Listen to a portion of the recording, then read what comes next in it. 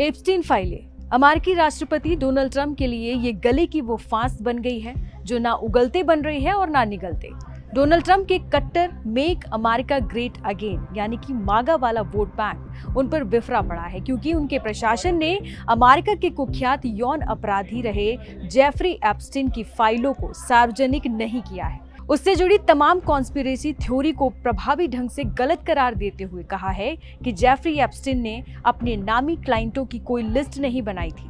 वो नेताओं से लेकर अभिनेताओं तक पावरफुल लोगों को ब्लैकमेल नहीं कर रहा था।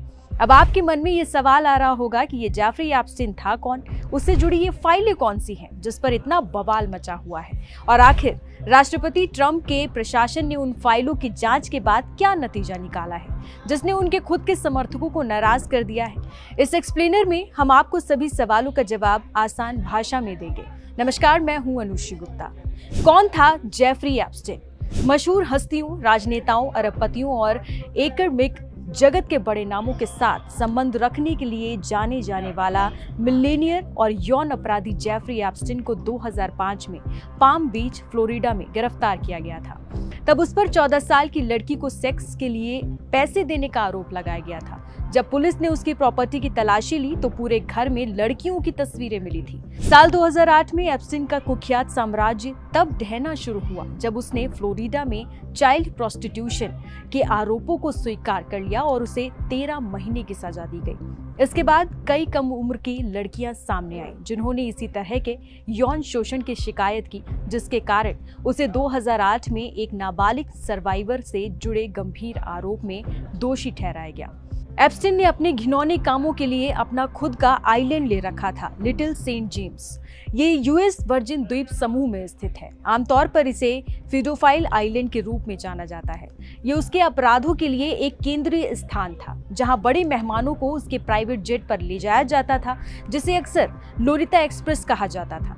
अदालती डॉक्यूमेंट और गवाहों की गवाही के अनुसार इस आइलैंड पर लड़कियों को तस्करी करके ले जाया जाता था और उनका यौन शोषण किया जाता था। एप्स्टीन को जुलाई 2019 में यौन तस्करी के आरोप में गिरफ्तार किया गया था, लेकिन 10 अगस्त 2019 को एप्स्टीन हाई सिक्योरिटी वाली न्यूयॉर्क जेल में मरा पाया गया। दावा किया गया कि उसने सुसाइड कर लिया है, लेकिन कई लोगों का मानना है कि उसकी हत्या कर दी गई थी ताकि उसके अमीर और नामी क्लाइंटों का नाम बाहर न आए। अब आपको बताते हैं कि एप्स्टीन फाइल्स में क्या है। एप्स्टीन फाइल्स जेफरी एप्स्टीन के जीवन से संबंधित दस्तावेजों, अदालती दाखिलों, उससे जुड़ी फ्लाइटों के लॉग और उसके कॉन्ट्रैक्ट डेटाबेस, सर्वाइवर लड़कियों की गवाही और अन्य सबूतों का एक विशाल भंडार है। लोगों का दावा है कि एप्स्टीन फाइल्स में कई मशहूर हस्तियों, राजनेताओं और व्यापारियों का उल्लेख है जिनका एप्स्टीन या उसके सेक्स रैकेट से किसी न किसी तरह का संबंध है।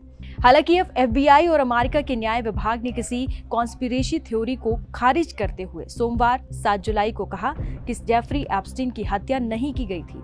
उसने प्रमुख हस्तियों को ब्लैकमेल नहीं किया था और उसके फाइल में कोई क्लाइंट लिस्ट नहीं थी। एप्स्टीन के साथ कौन कौन सी बड़ी हस्तियां दिखी थी? अमेरिकी राष्ट्रपति डोनाल्ड ट्रंप, पूर्व अमेरिकी राष्ट्रपति बिल क्लिंटन, अमेरिका के पूर्व फर्स्ट लेडी हिलेरी क्लिंटन, प्रसिद्ध theoretical Stephen Hawking, Hollywood star Leonardo DiCaprio उन 100 से अधिक हाई प्रोफाइल लोगों में शामिल हैं जिनका नाम जेफरी एप्स्टीन के जुड़े अदालतों दस्तावेज में पाया गया। यहाँ की ग्रेट ब्रिटेन की महारानी एलिजाबेथ द्वितीय भी दूसरे बेटे प्रिंस एंड्रे भी एप्स्टीन के साथ घूमते दिखे थे और उनका नाम अदालती दस्तावेजों में भी था।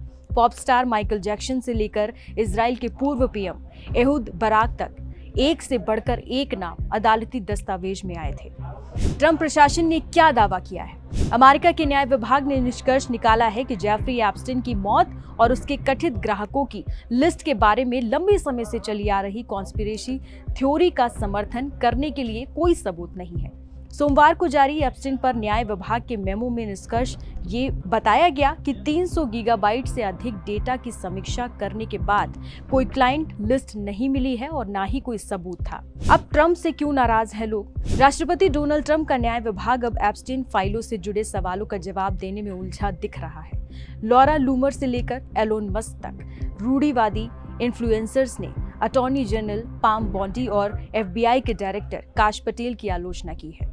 बॉन्डी ने कुछ महीने पहले ही एप्स्टीन के बारे में बड़े खुलासे करने की कसम खाई थी और कहा था कि फाइल में बहुत सारे नाम और बहुत सारे फ्लाइट लॉग्स शामिल हैं। ट्रंप के यार से दुश्मन बने एलन मस्क ने घोषणा की है कि जेफरी एप्स्टीन फाइलों को उजागर करना उनकी नई अमेरिकी पार्टी के लिए सर्वोच्च प्राथमिकता होगी।